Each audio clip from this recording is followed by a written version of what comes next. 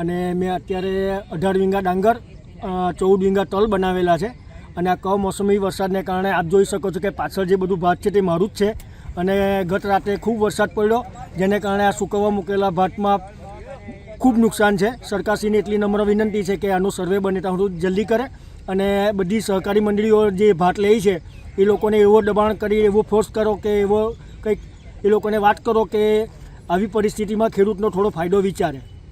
દર વખતે પોતપોતાનો ફાયદો બધી પ્રાઇવેટ મંડળીઓ ઉઠાવે જ છે, તો આ સરકારશ્રીને એટલી નમ્ર વિનંતી છે કે ભાઈ આનું સર્વે જલ્દી કરે અને ખેડૂતોને યોગ્ય વળતર મળે એવું કંઈક કરો તો મહેરબાની રહેશે। આ કમોસમી વરસાદથી ડાંગર, મગ, તલ, લીલા શાકભાજી એને ઘણું નુકસાન છે। આ તમે જોઈ રહ્યા છો દ્રશ્ય પછાડી મારી કે મારા કેટલા વીંગાના ડાંગર છે તે વરસાદથી અમે 2 કલાક વરસાદમાં એમાં બધો ભીજાઈ ગયો છે। મને કંઈ નહીં તો 15 લાખનું નુકસાન થયું છે ને આખા ગામનું કહીએ તો કરોડમાં નુકસાન જાય એમ છે।